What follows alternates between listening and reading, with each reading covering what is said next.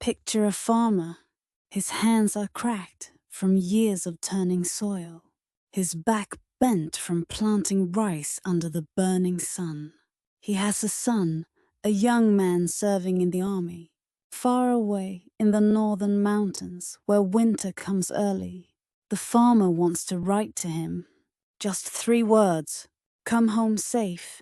But he cannot, because in 15th century Jo-seon, writing belonged only to scholars, and scholars wrote in Chinese characters, thousands of them, each one requiring years of study, each one a door locked to common people. So the farmer finds a scribe. He pays him with rice he cannot spare. He whispers his message, and the scribe writes it down in characters the farmer cannot read. The farmer bows and leaves, carrying a letter written in someone else's hand, in someone else's language, saying words he must trust are his own. The paper feels heavy, as if it carries someone else's voice instead of his. This was Jo-seon, a kingdom of morning calm, where scholars recited Confucius in Chinese, where every official document was written in the language of the Ming Empire, and where the people, the farmers, the fishermen, the mothers, the children, had voices but no way to write them down. Until one king said, "This is wrong." His name was Se-jong, and what he did next would change not just a kingdom, but the very idea of what language could be. This is not a story about war or conquest. It is about something far more dangerous, an idea that everyone, no matter how poor or unlearned, deserved to read and write. And in 1443, in a palace where even the walls seemed to whisper against him, King Se-jong began to create the impossible, an alphabet so simple a child could learn it in a day, so logical it followed the very shape of the human mouth, so revolutionary the scholars called it treason. This is his story. Before he was a king, Se-jong was the 3rd son. In royal families, 3rd sons are insurance, not expected to rule, not burdened with the weight of the crown. So young Se-jong was free to do something unusual. He learned, not just memorizing Confucian classics, but asking questions. Why did the stars move that way? Why did crops grow better after rain? Why did Korean words sound so different from Chinese? His tutors found him exhausting. One day, when he was 12 years old, his teacher assigned him to copy a Chinese poem, a standard exercise for noble children. Se-jong wrote it perfectly. Then he looked up and asked, "Teacher, if this poem is beautiful in Chinese, why do we have to translate it to understand it? Why can't we write beautiful things in our own language?" The teacher frowned, because Chinese is the language of civilization. Korean is just speaking, but speaking is how we think, Se-jong said. If we can't write how we think, are we really thinking at all? The teacher had no answer. Years later, through a twist of fate, his older brothers disgraced or dead, Se-jong became king. He was 21 years old. On his coronation day, he stood in the throne room of Gyeongbok Palace, wearing robes so heavy they hurt his shoulders. Officials bowed before him, their foreheads touching the floor. But Se-jong wasn't looking at them. He was looking past them, through the open palace gates, toward the city beyond, where merchants shouted, where children played, where life happened in Korean words that would never be written down. That night, he wrote in his private journal, "I am king of a people whose voices I can hear, but cannot read." What kind of king is that? It started with listening. Every morning before the sun rose, before the officials arrived with their endless reports, Se-jong would walk through the palace gardens, not to think to listen. The guards thought he was praying. His attendants thought he was ill, but he was studying sound. The way a bird's call started sharp, then softened. The way a servant's laugh bubbled up from her chest. The way his own children said father. Each one slightly different. Each one unmistakably theirs.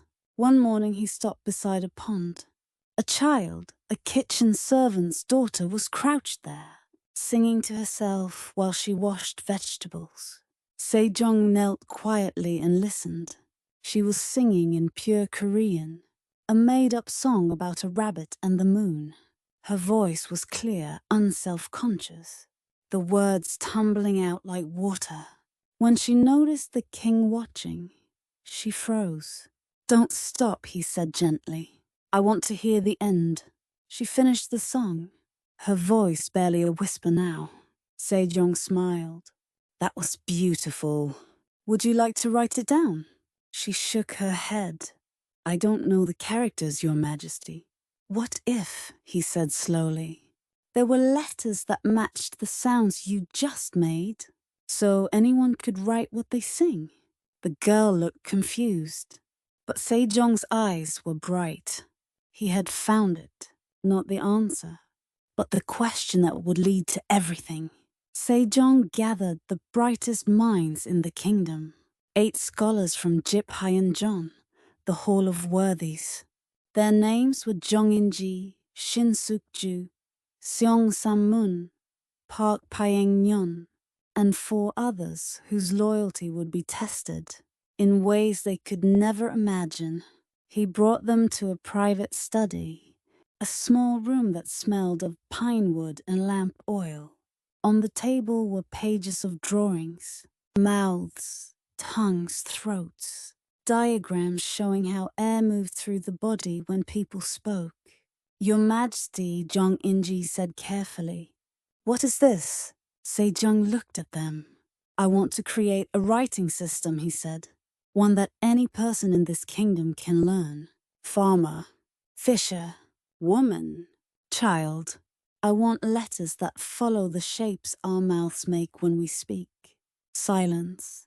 Then Shin Suk-ju, the youngest, leaned forward.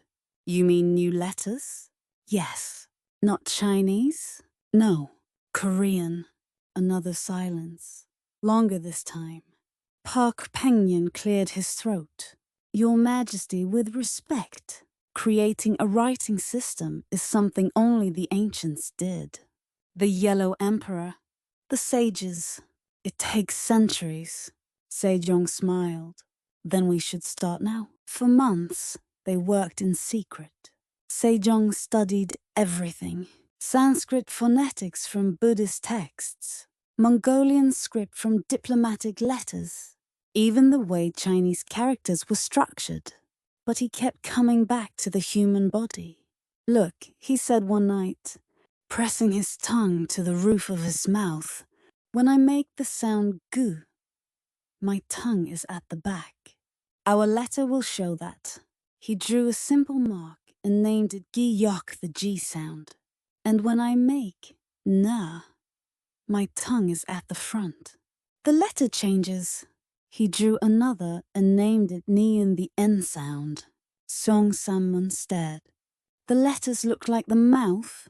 "Exactly," Se-jong said. "Anyone who can speak can understand where these sounds come from." They worked through every sound, consonants shaped by tongue, lips, and throat. Vowels formed from 3 elements, heaven a dot, earth a line, man a standing form. It was brilliant, and it was dangerous, because if it worked, if common people could truly read and write, the power that scholars and nobles held, the power of words would crumble. One night Jong-in-ji spoke the fear aloud. "Your Majesty, if you do this, the court will turn against you." Se-jong didn't look up. "Let them turn," he said. "As long as the people can write their own names." News of the project leaked. In the spring of 1444, A scholar named Choe Man-ri gathered 6 officials, men who believed in tradition more than change. They wrote a formal petition, sealed it in red wax, and delivered it to the throne room. Se-jong opened it. The words were sharp, almost violent. Your Majesty, since ancient times, great kingdoms have used Chinese characters. To create a new script is to reject civilization itself. It will confuse the people, anger the Ming dynasty, and invite disaster upon Jo-seon. We beg you abandon this foolishness. Se-jong read it twice. Then he summoned Choe Man-ri. The throne room was silent as Choe entered, bowing low, robes rustling across stone. You wrote this? Se-jong asked. Yes, Your Majesty. You believe the people should remain unable to read. Choe hesitated. I believe there is an order to things. Scholars read, farmers farm. To give everyone the same tools is to erase the difference between them. Se-jong leaned forward. And what makes a scholar's child more deserving of reading than a farmer's child? Education, Your Majesty. Discipline. Tradition. Luck, Se-jong interrupted. That is the only difference, the luck of birth. Choe's jaw tightened. Your Majesty, if you continue this, you will be remembered as the king who defied heaven. Se-jong stood. Then I will defy heaven, he said. If heaven believes knowledge belongs only to the few. He gestured to the guards. Choe Man-ri, you are stripped of your position. You will be imprisoned until you understand that silence is not the same as peace.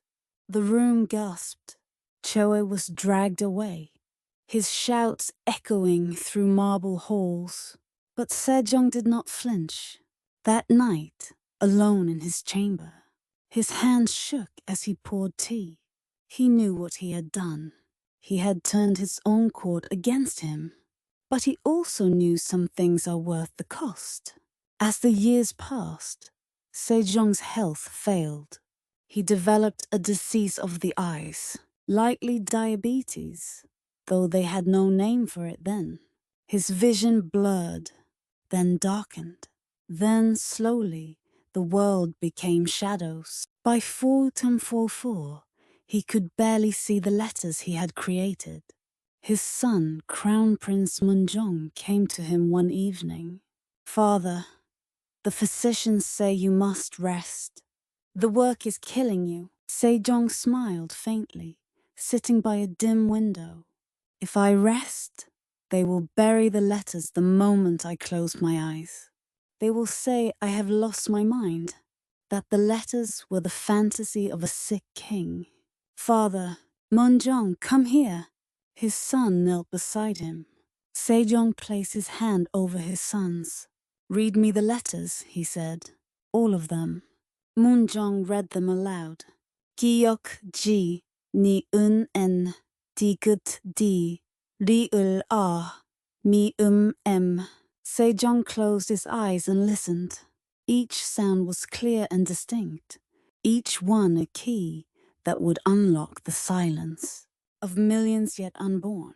When Munjong finished, Se-jong whispered, They are alive. Even if I cannot see them, they are alive. He paused. Do you know what I see when I close my eyes? His son shook his head. I see a farmer writing to his son. I see a mother teaching her daughter to read. I see a kingdom where every voice can be heard. Tears ran down Munjong's face. That is why I cannot rest, Se-jong said softly. Because those people are waiting for me. September 1446. After 3 years of secret work, refinement, testing, and revision, the book was ready. Its title Hun Min Jong Yum, the correct sounds for the instruction of the people. Se-jong had it printed on the finest paper, bound in silk, with a preface in his own hand. The sounds of our language differ from those of China, and do not match the Chinese characters. Therefore, the common people, though they wish to express themselves, cannot do so. I have created 28 new letters so that everyone may learn them easily and use them in daily life. 28 letters, not thousands of characters, 28. The book explained each one, how to write it, how to pronounce it, how to combine them into syllables. Then came the example line of Middle Korean, read for flavor, Naratmal sami jungu kedara, followed by the meaning in English. The sounds of our language differ from those of China. It was elegant. It was scientific. It was revolutionary. On the day of the announcement, Se-jong gathered the court in the throne room.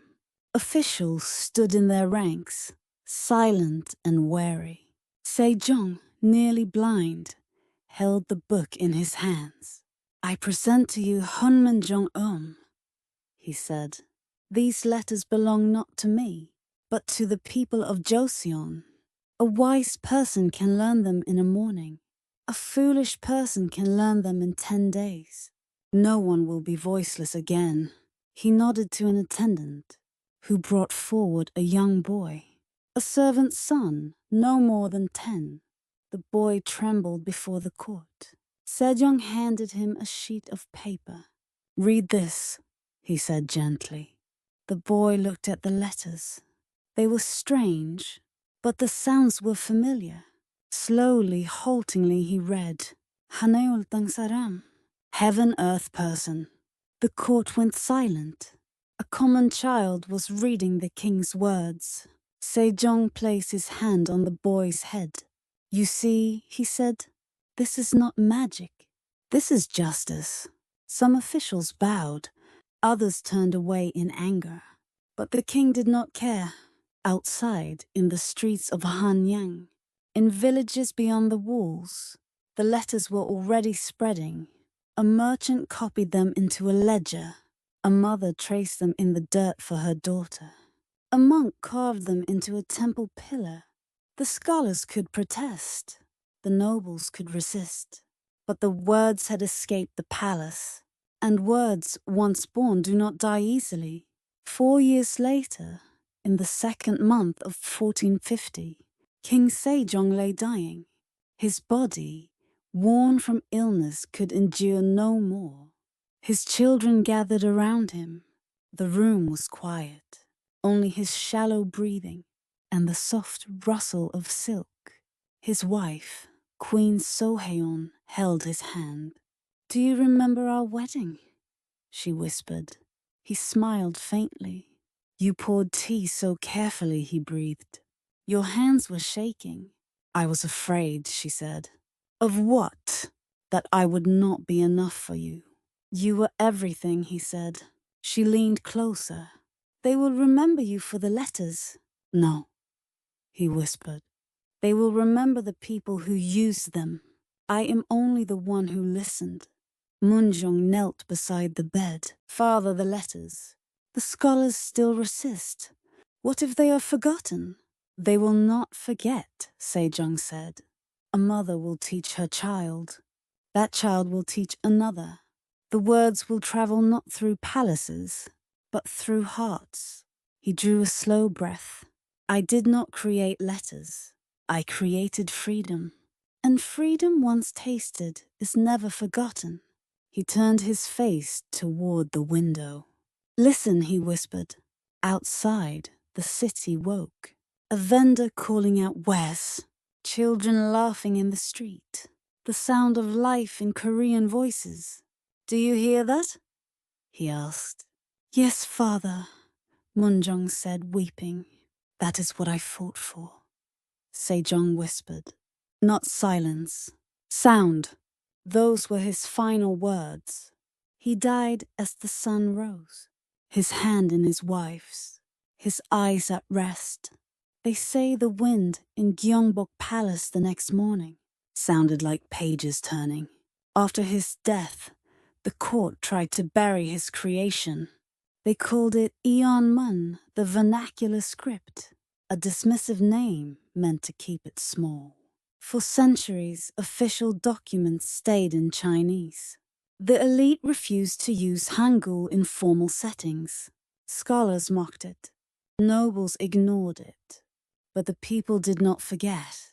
In markets, merchants kept accounts in Hangeul. At home, mothers taught daughters. In temples, monks copied teachings, so common people could read. It survived in love letters written by moonlight, in folk songs shared from village to village, in recipes penciled on kitchen walls. The alphabet, meant to be forgotten, became the secret language of the heart. Centuries passed. In the late 19th century, Western missionaries arrived and marveled. Even common people could read and write. One wrote home, "The Korean alphabet is the most scientific writing system I have ever seen." In the early 1900s, as Korea struggled against foreign powers, scholars began to see Hangul as identity itself. Newspapers printed in Hangul. Schools taught it beside Chinese. What had lived in secret stepped into the light. Then came the darkness 1910. Japan annexed Korea. For 35 years they tried to erase the language. Children were beaten for speaking Korean in school. Books in Hangul were burned. Names were changed. But the letters refused to die. In prisons, men scratched Hangul into walls with broken spoons. In hidden schools, grandmothers whispered lessons by candlelight. In forests, freedom fighters printed secret newspapers. In Hangul, the script of defiance. An old woman arrested for teaching was asked by an officer, "Why risk your life?" "Because," she said, "a people without their language is a people without their soul. I would rather die than live without mine." They imprisoned her, but children she taught kept learning in whispers, keeping the language alive, one syllable at a time. August 15, 1945, Korea was free. People poured into the streets, weeping, shouting, singing in Korean. The new government declared Hangul the official script. Schools opened books written entirely in Hangul. Officers typed documents in Hangul. Newspapers shouted headlines in Hangul. The language once forbidden became the language of freedom. A teacher who had taught in secret stood before her class. On the board, she wrote in romanization for clarity, "Urimal, our language." She turned to the children, eyes wet. "This is what they tried to take. This is what we refuse to lose. Remember it. Treasure it. Because 500 years ago, a king believed you deserved it. If you walk through Seoul today, you will find him. A bronze figure in Gwanghwamun Square, King Se-jong the Great. He sits with a book in his hands, face serene, eyes meeting yours even in metal. Around him, the city hums, neon signs, subway maps, menus, messages, all written in the letters he gave his people. Children run past, laughing in Korean, texting in Hangul, reading books their ancestors once could not. Tourists take photos, students study on the steps, and sometimes, late at night, someone stands quietly before the statue, as if to say thank you, because they understand what he gave them. Not just an alphabet, a voice. Every October 9th, South Korea celebrates Hangeul Day, the day a king gave his people their own voice. Schools close, festivals bloom. Children dress as consonants and vowels in playful parades. For Korea, this was a victory. A victory over silence. A victory over inequality. A victory over the idea that only the few deserve to speak. When you see Hangul on a book cover, a street sign, a screen, remember, It was created by a king who believed that every person, no matter how poor or unlearned, deserved to write their own story. And because of him, they did. Se-jong never raised an army, never expanded his borders, never carved his name on monuments of war. Instead, he gave his people something far more powerful, the ability to say, "This is my name, this is my thought, this is my voice." And in doing so, he became the most beloved king in Korean history, not because he ruled well, because he listened well. He listened to a farmer who could not write to his son. He listened to a mother who could not name her child on paper. He listened to a girl singing by a pond. He listened to a kingdom whose words lived only in the air. And then, quietly, with ink and breath, he gave them the power to speak. Today, more than 75 million people write in the script he created. Scientists call it one of the most logical writing systems ever made. Linguists study it as a masterpiece of phonetic design. UNESCO honors its legacy of literacy. But for the Korean people, it is simply this: the sound of home, the shape of their thoughts, the voice that no one can take away. If you stand in Gwanghwamun at dawn, as the city wakes, you may feel the presence of a king who never left, who sits in bronze, watching his people write, read, and speak, doing everything he dreamed they could do. And somewhere, in the quiet space between sounds, King Se-jong is still listening, still watching, still smiling, because he knows the letters live, the voice endures, and his people will never be silent again.